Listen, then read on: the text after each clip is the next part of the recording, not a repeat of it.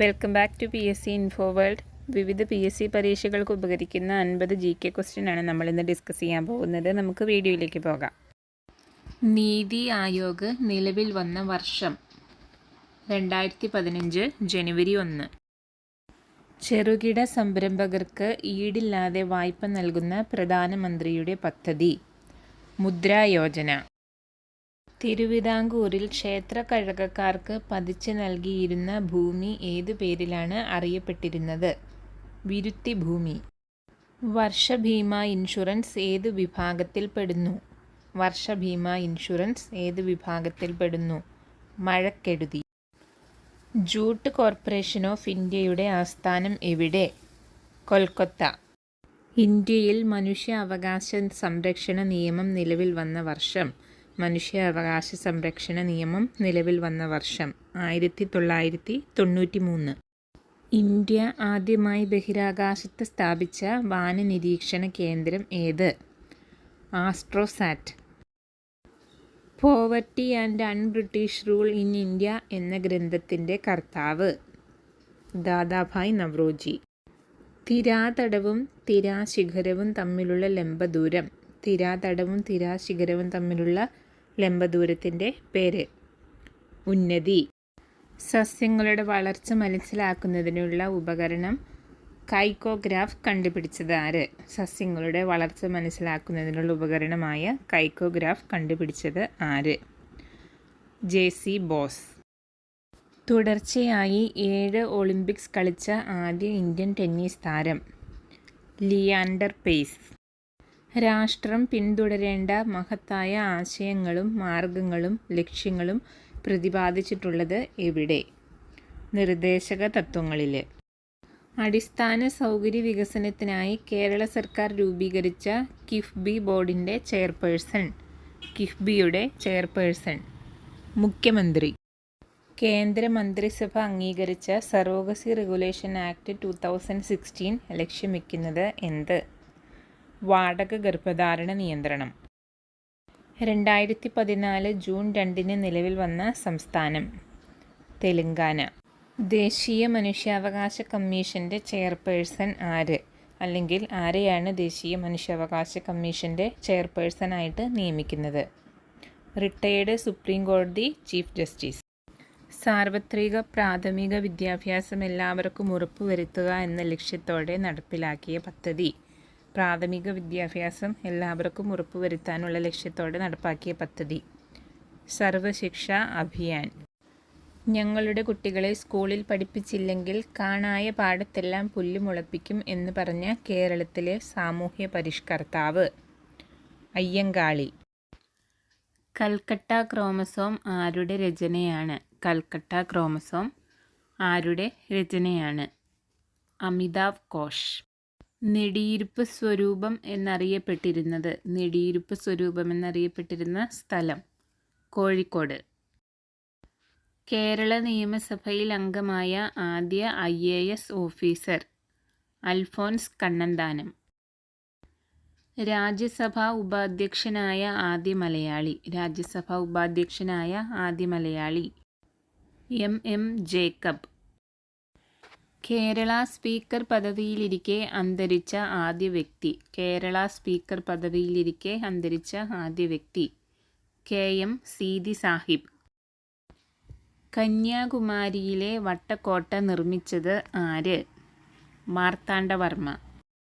ആലപ്പുഴ തുറമുഖവും ചാല കമ്പോളവും പണി കഴിപ്പിച്ചത് ആര്? ആലപ്പുഴ തുറമുഖവും ചാല കമ്പോളവും ആരാണ് പണി കഴിപ്പിച്ചത്?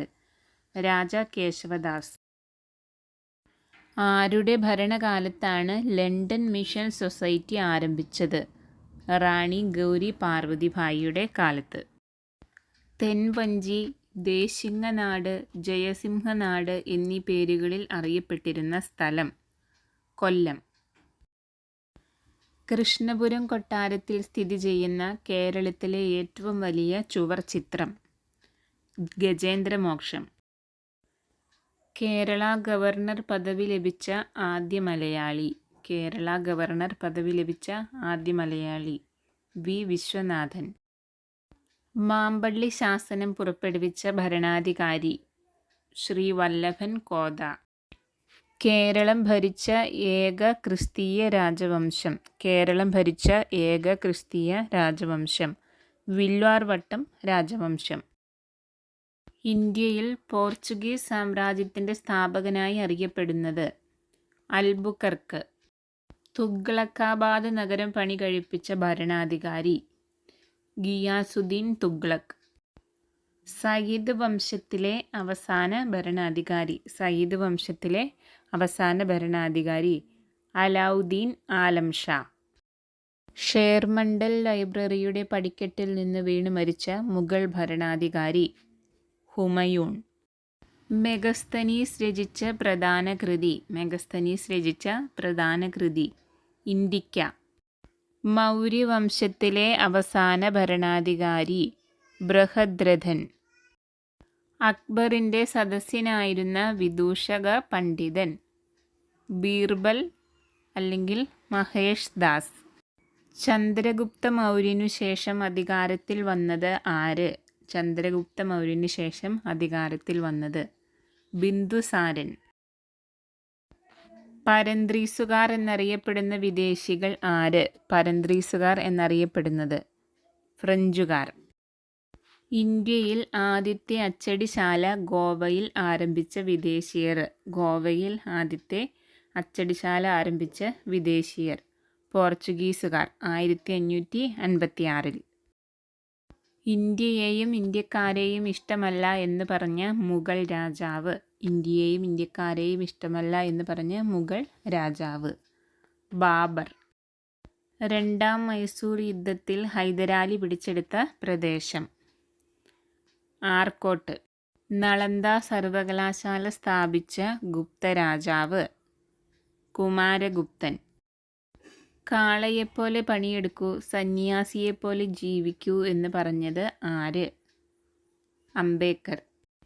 കൊൽക്കത്തയിൽ സുപ്രീം കോടതി സ്ഥാപിച്ചത് ആര്? Warren Hastings.